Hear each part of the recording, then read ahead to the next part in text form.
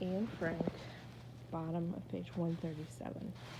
Saturday, October 30th, 1943. Dearest Kitty, Mother's nerves are very much on edge, and that doesn't bode well for me. Is it just a coincidence that Father and Mother never scold Margot and always blame me for everything? Last night, for example, Margot was reading a book with beautiful illustrations.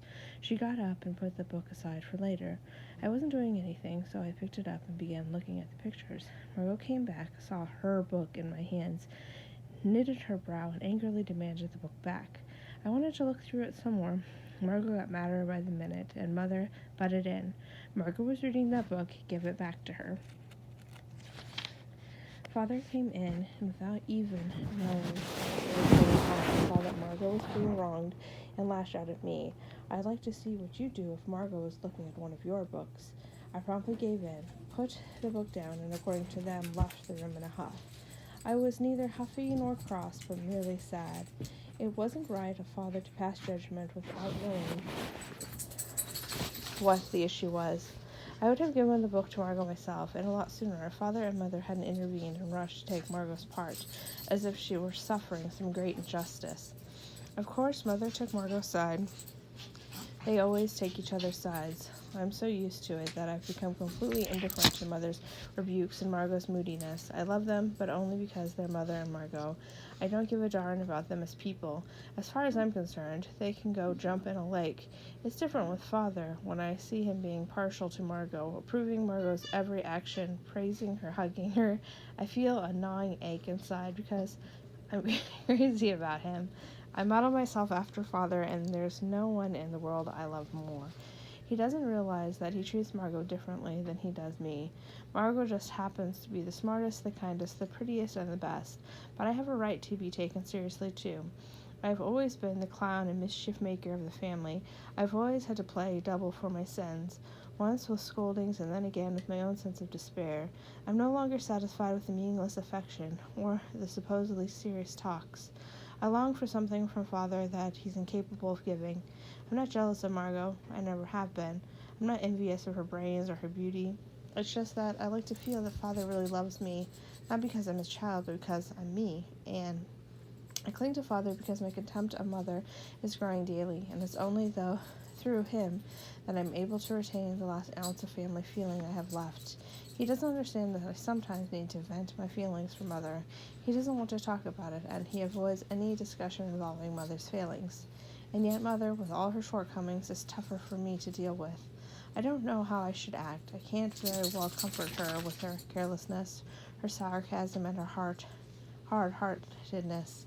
Yet I can't continue to take the blame for everything. I'm the opposite of Mother, so of course we clash. I don't mean to judge her. I don't have that right. I'm simply looking at her as a mother. She's not a mother to me. I have to mother myself. I've cut myself adrift from them. I'm charting my own courses, and we'll see where it leads me. I have no choice, because I can picture what a mother and a wife should be, and can't seem to find anything of that sort in the woman I'm supposed to call mother. I tell myself time and again to overlook Mother's bad example. I only want to see her good points and to look inside myself for what's lacking in her. But it doesn't work, and the worst part is that Father and Mother don't realize their own inadequacies and how much I blame them for letting me down. Are there any parents who can make their children completely happy? Sometimes I think God is trying to test me, both now and in the future. I'll have to become a good person on my own, without anyone to serve as a model or advise me, but it'll make me stronger in the end. Who else but me is ever going to read these letters? Who else but me can I turn to for comfort? I'm frequently in need of consolation. I often feel weak, and more often than not I fail to meet expectations. I know this, and every day I resolve to do better. They aren't consistent in their treatment of me. One day they say that Anne's a sensible girl and entitled to know everything, and the next that Anne's a silly goose who doesn't know a thing and yet imagines she learned all she needs to know from books.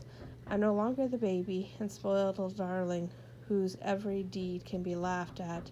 I have my own ideas, plans, and ideals, but unable to articulate them yet. Oh well, so much comes into my head at night when I'm alone, or during the day when I'm obliged to put up with people I can't abide or who invariably misinterpret my intentions. That's why I always wind up coming back to my diary. I start there and end there because Kitty's always patient. I promise her them. Despite everything, I'll keep going, that I'll find my own way and choke back my tears. I only wish I could see some results or, just once, receive encouragement from someone who loves me. Don't condemn me, but think of me as a person who sometimes reaches the bursting point. Yours, Anne. Wednesday, November 3rd, 1943. Dearest Kitty, to take our minds off matters as well as to develop them, Father ordered a catalogue from a correspondence school. Margaret pored through the thick brochure 3 times without finding anything to her liking within her budget. Father was easier to satisfy and decided to write and ask for the trial lesson in elementary Latin. No sooner said than done. The lesson arrived. Margot set to work enthusiastically and decided to take the course despite the expense. It's much too hard for me, though I'd really like to learn Latin. To give me a new project as well, Father asked Mr. Clement for a children's Bible so I could finally learn something about the New Testament. Are you planning to give Anne a Bible for Hanukkah? Margot asked, somewhat perturbed. Yes, well, maybe St. Nicholas Day would be a better occasion, Father replied. Jesus and Hanukkah don't exactly go together. Since the vacuum cleaner is broken, I have to take an old brush to the rug every night. The windows closed, the lights on, the stove is burning, and there I am, brushing away at the rug. There's sure to be a problem, I thought to myself the first time. There's bound to be complaints. I was right. Mother got a headache from the thick clouds of dust whirling around the room. Margot's new Latin dictionary was chocked with dirt, and Pym grumbled that the floor didn't look any different anyway. Small thanks for my pains. We've decided that from now on the stove is going to be lit at 7:30 on Sunday mornings instead of 5:30. I think it's risky. What will the neighbors think of our smoky chimney? It's the same with the curtains. Ever since we first went into hiding, they've been tacked firmly to the windows. Sometimes one of the ladies or gentlemen can resist the urge to peek inside. The result, a storm of reproaches. The response, oh, nobody will notice. That's how every act of carelessness begins and ends. No one will notice, no one will hear, no one will pay the least bit of attention. Easy to say, but is it true? At the moment, the tempestuous quarrels have subsided. Only Dussel and the Van Dans are still at loggerheads. When Dussel is talking about Miss Van D, he invariably calls her that old bat, or that stupid hag, and conversely, Miss Van D refers to our ever-so-learned gentleman as an old maid, or a touchy, neurotic spinster, etc., the pot calling the kettle black. Yours, Anne. Monday evening, November 8th, 1943. Dearest Kitty, if you were to read all my letters in one sitting, you'd be struck by the fact that they were written in a variety of moods.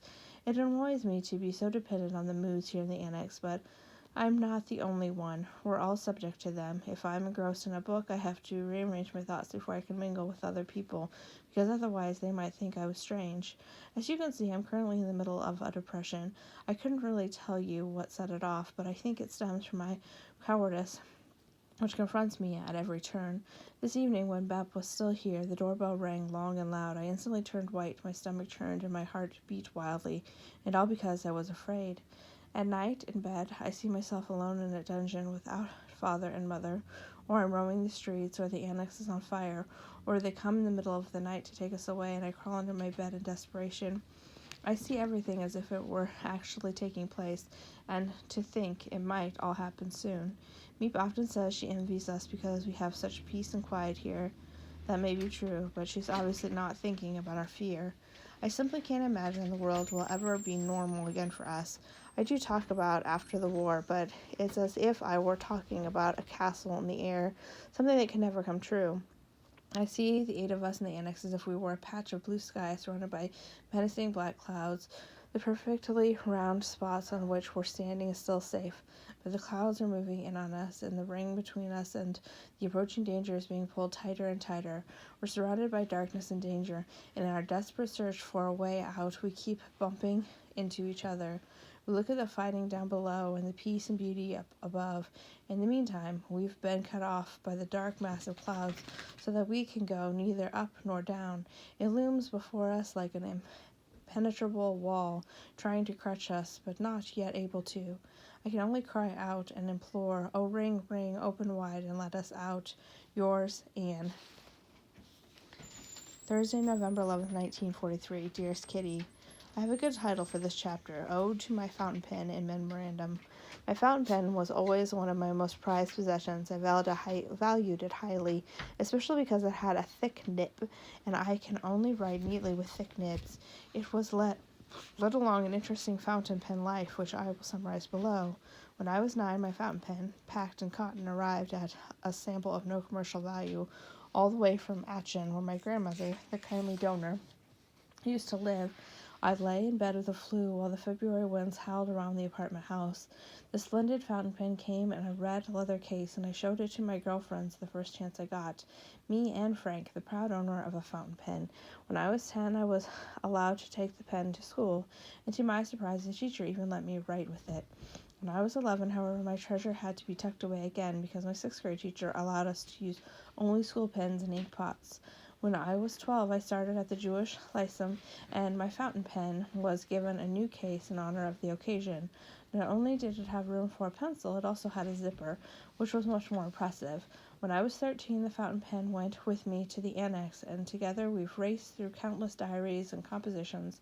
I turned 14, and my fountain pen was enjoying the last year of its life with me when, it was just after 5 on Friday afternoon, I came out of my room and was about to sit down at the table to write when I was roughly pushed to one side to make room for Margot and Father, who wanted to practice their Latin.